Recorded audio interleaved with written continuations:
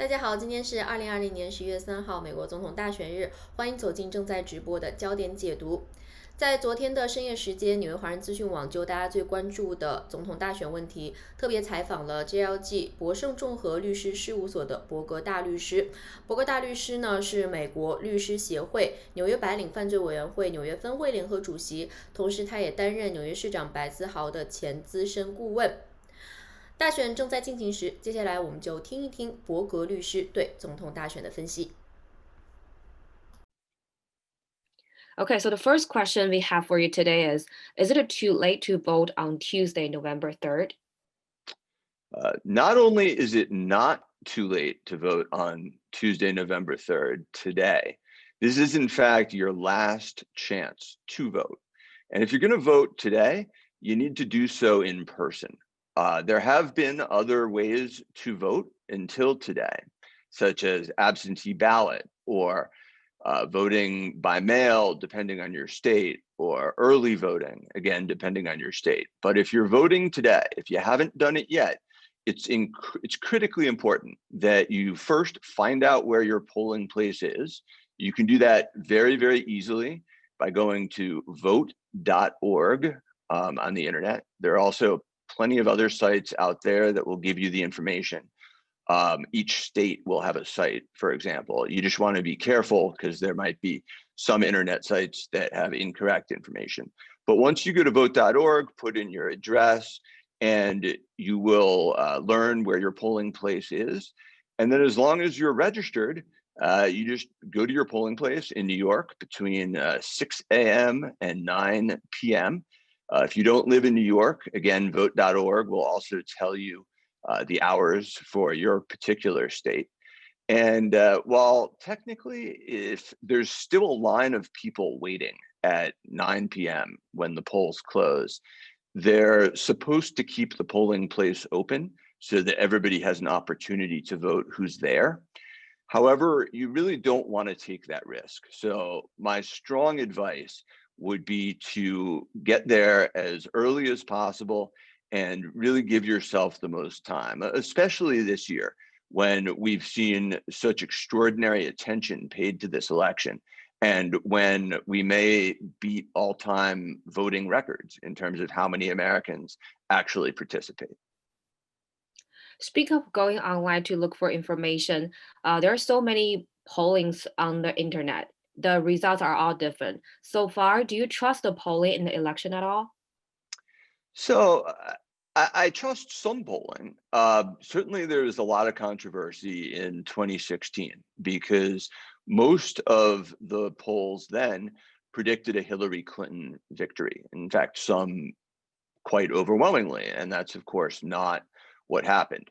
So after 2016, many newspapers and other organizations that conduct polls trying to predict elections did a lot of soul searching and asked themselves a lot of questions about what went wrong.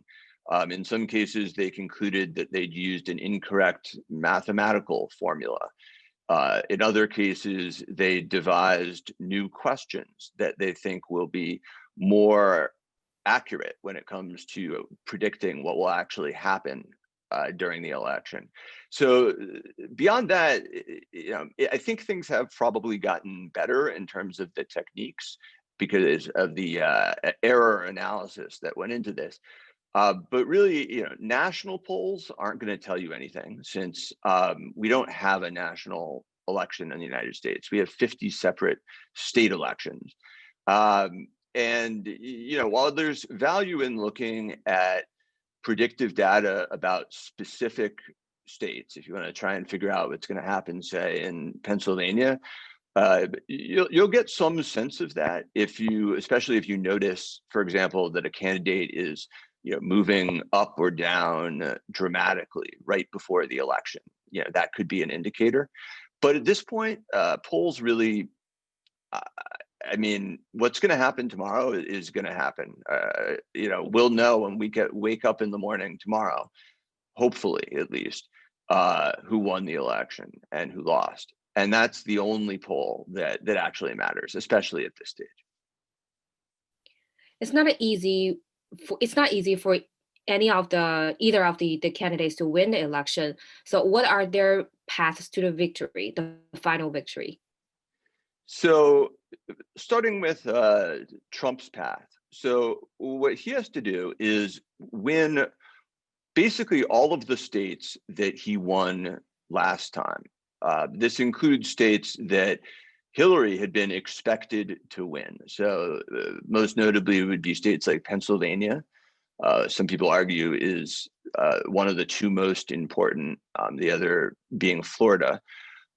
He's got to win Wisconsin. He's got to win Minnesota. He's got to win Michigan. Those are states right now, with the exception of Florida, that are at least trending toward Biden.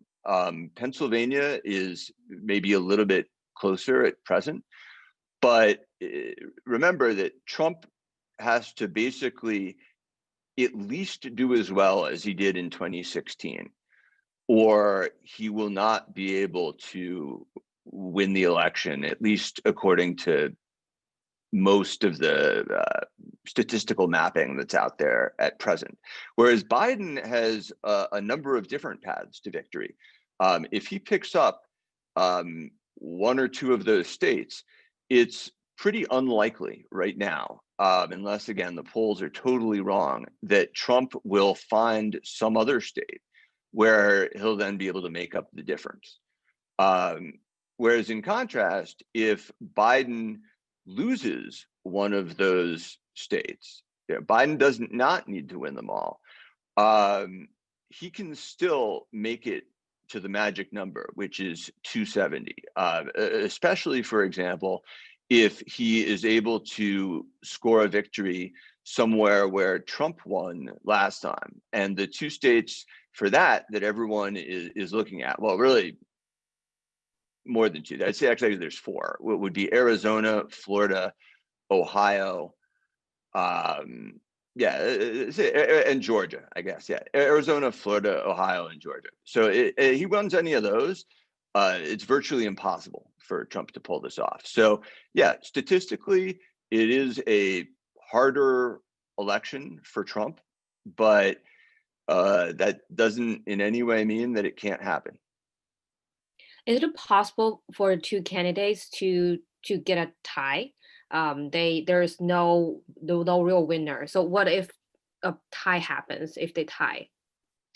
So it is possible because there are 538 total votes in what's called the Electoral College.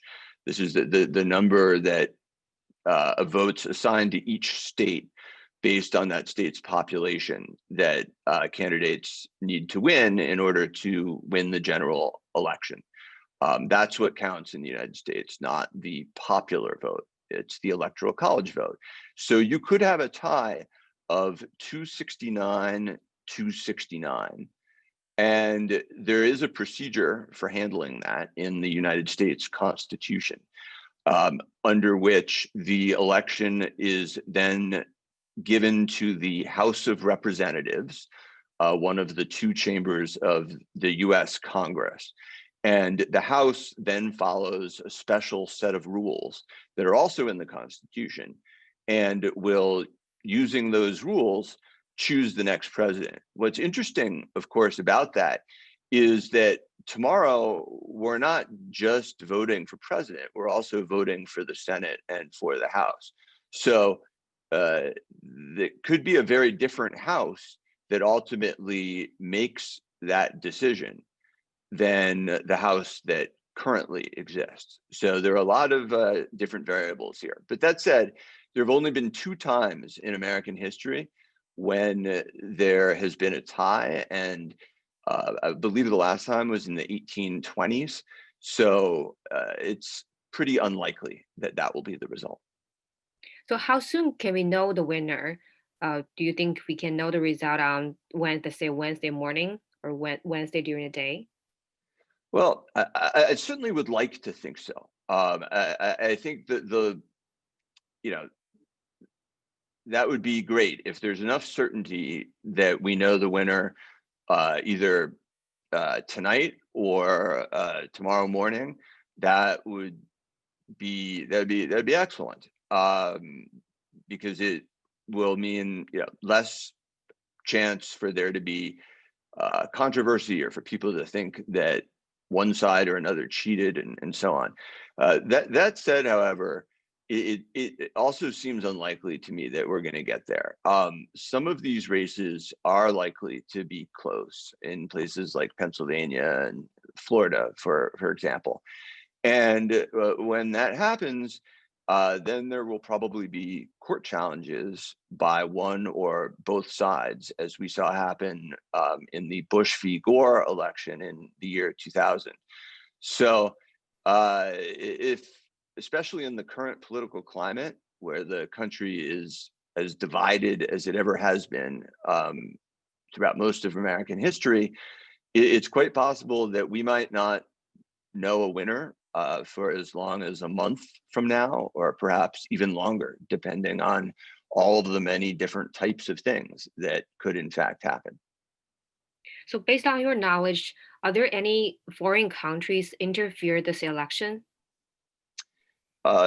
So as somebody who trusts the United States intelligence community and the intelligence communities of the allies of the United States, they have all reached a consensus opinion that Russia, much like it did during the 2016 election, is and has been actively trying to interfere in the 2020 election, primarily with the goal of causing disruption, chaos, discord in the United States, in the belief that if the United States is arguing with itself, then it becomes a weaker country. And since Russia is an adversary of the United States, Russia would view that as being in its interest. You mentioned this earlier. So after the election, how did they decide the House and the Senate? So after election, how what's the procedure for deciding the House and the Senate?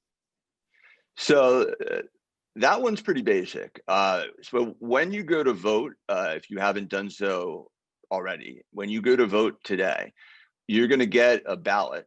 And on that ballot won't just be a choice between Joe Biden and Donald Trump for president. You will also be asked to vote for Senate, to vote for your representative in Congress. That's the person who represents you in the House. And depending on the state, you'll be asked to vote for a number of lower offices. So people who are your local officials.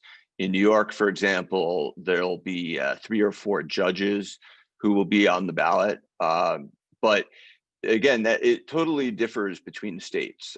In some states, they have systems where people actually vote on specific issues. So it's a good idea, again, and you can do this on vote.org. You can click on sample ballot and you can take a look at what the actual form is, so that way when you get to the polling place, you won't be surprised by what it will look like and what the actual options are for you when you're voting. But certainly tomorrow is the day, not just to vote for president, but also for the Senate and Congress. If someone is considering vote tomorrow, how should they protect themselves when they go out for voting? So the first thing you should do to protect yourself when you go out to vote tomorrow is wear a mask. That's absolutely essential. Practice safe social distancing. Wash your hands or bring hand sanitizer with you. So you want to take all the standard precautions you would take when going anywhere that's relatively busy in the age of COVID-19 through which we've all been living. So that's number one. Number two is you want to be conscious of protecting the validity of your vote. You want to make sure your vote is counted fairly. And so if for any reason, you are confused when you're at the polling place, There are going to be people there who are officials who have agreed to do this for the state of New York or whatever state it is you live in, and you can ask them questions, and you should. Don't try and guess if there's something you don't understand.